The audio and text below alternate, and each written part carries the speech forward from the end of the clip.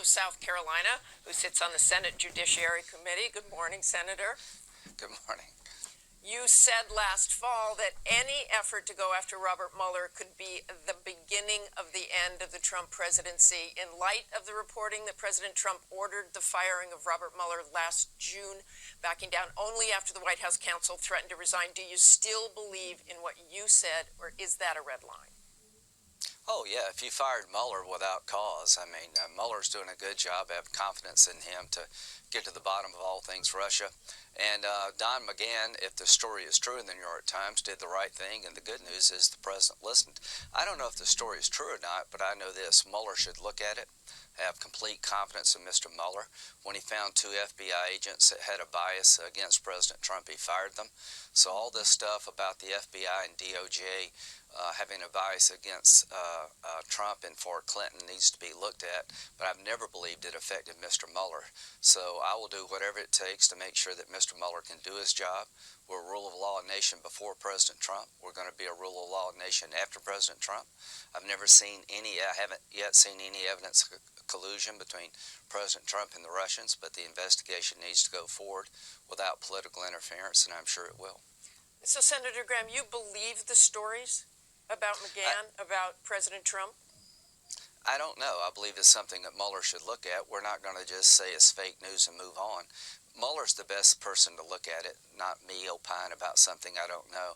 I'm sure that there'll be an investigation around whether or not President Trump did try to fire Mr. Mueller. We know that he didn't fire Mr. Mueller. We know that if he tried to, it'd be the end of his presidency.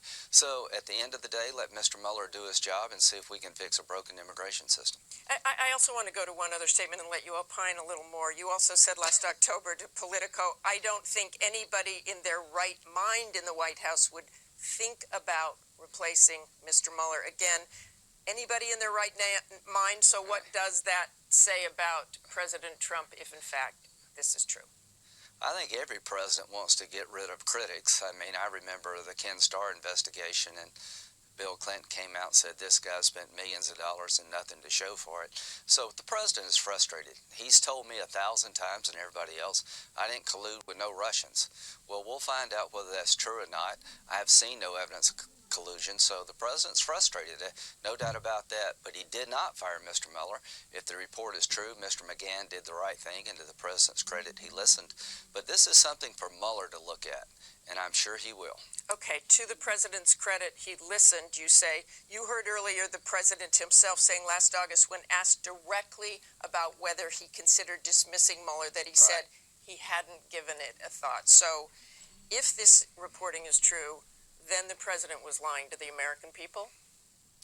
This is for Mr. Mueller to determine. We're not going to stop looking at the president because he claims the New York Times was fake news, and we're not going to convict him based on a news article. As a matter of fact, I think Mr. Mueller is the perfect guy to get to the bottom of all this, and he will. And I think my job, among others, is to give him the space to do it. I intend to do that. I've got legislation protecting Mr. Mueller, and I'll be glad to pass it tomorrow. I see no evidence that President Trump wants to fire Mr. Mueller now. I don't know what happened back last year, but it's pretty clear to me that everybody in the White House knows it'd be the end of the President Trump's presidency if he fired Mr. Mueller. So I think we're in a good spot with Mr. Mueller. You talked about that bill you introduced in August. At the time, you said it wasn't urgent to pass this. Will you push it further? You just said you'd like to pass it tomorrow. I'd like to do two things. I think it'd be good to have legislation protecting all special counsels, but this doesn't make much news. There needs to be a special counsel to look at the Department of Justice and the way the FBI handled the Clinton email investigation and the early stages of the Russian investigation.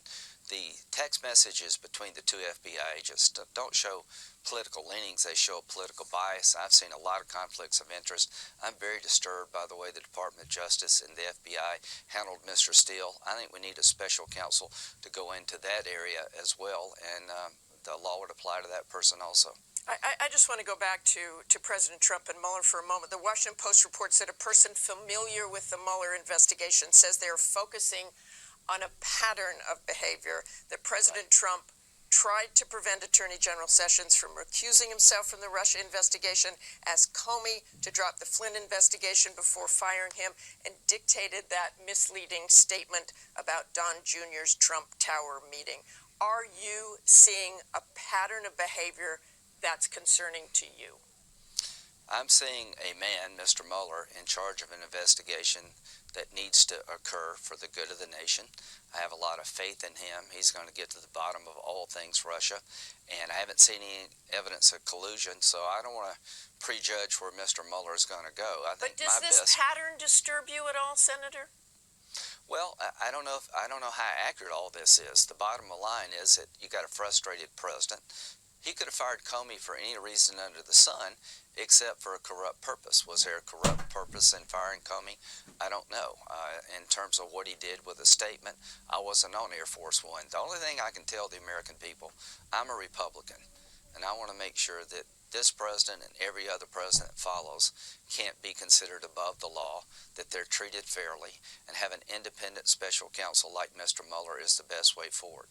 The Washington Post is also reporting this weekend that President Trump wanted a classified memo. This was written by staff for House Intelligence Committee Chair Devin Nunes that suggests, and you are suggesting this in some ways, that they may have relied on politically motivated sources to justify the request for a surveillance warrant.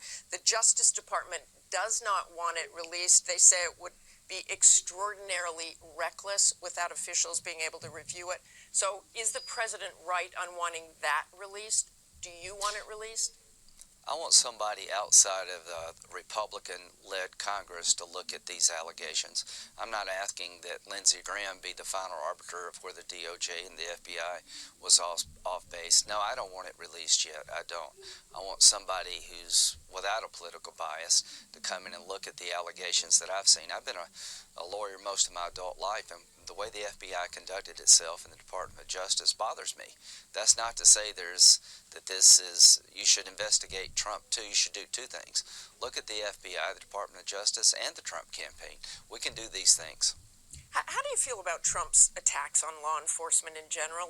Outside of this investigation, he, a few months ago, just said the FBI's reputation is in tatters, worst in history. What do you think of that language? Well, the agents, the way they conducted themselves bothers me, and a lot of FBI agents are bothered by the way these two agents behave. But the FBI is the best among us. They're a great organization. They're up there with the military in terms of public approval and respect. Mr. Comey, I think, had his problems. But we'll get to the bottom of all this. Don't lump everybody in together. The FBI is a wonderful organization, but somebody's got to watch those who watch us. The FBI is not above oversight. The Department of Justice is not above oversight. You know, it's not. You just can't let the organization behave without oversight. Whether it's the person you like or not like, it could be you or me tomorrow. Yeah, President Trump said he looked forward to talking to Robert Mueller. His lawyers seem to have backed off on that a little bit. Yeah. You're laughing. You can tell me why and tell me I what you would look think forward to talking to him. I mean, you know, the president, I like President Trump. He feels frustrated. He's being accused of something he didn't do. He's a very frustrated man. To the president, I would talk to my lawyers before I made any firm decisions about who to talk to or not talk to. Mr. Mueller will do his job. He will focus on these New York Times allegations. He will follow the evidence where it leads. If the president wants to talk to Mr. Mueller, before he makes that decision, fire him, I'd talk to my lawyers. Okay, and I want to turn to Steve Wynn, the billionaire friend of President Trump, who resigned yesterday as Republican chairman of the Finance Committee for the RNC. That was one day after allegations of sexual misconduct that the Wall Street Journal reported on.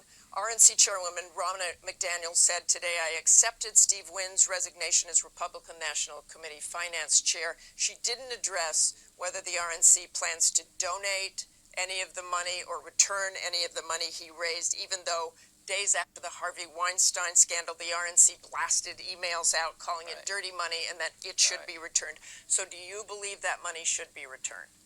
Well, give her a day or two to figure out, but yeah, we should do of ourselves what we ask of the Democratic Party if these allegations have merit. So I don't think we should have a double standard for ourselves. I appreciate the fact that she acted quickly. Give her a chance to figure out exactly how deep this goes, and then if it's the allegations have merit, then we should return the money like we asked of the Democrats. And we're going to take up immigration tomorrow, and I've never been more hopeful of fixing a broken immigration system after dealing with it 10 years than I do right now, because the White House sent over a good proposal. Okay, I want to talk about that proposal a little bit. We were talking earlier that I was on the border this week. Yeah. That wall that would run 1,900 miles, that seems a lot of money and an incredibly difficult project. Right. And about 2/3 of the country don't think it should happen. Well, I think what will happen is that we spent $40 billion on the border security in the Gang of Eight bill, so $25 billion is not an outrageous number. We spent 42, I think it was, on securing the border.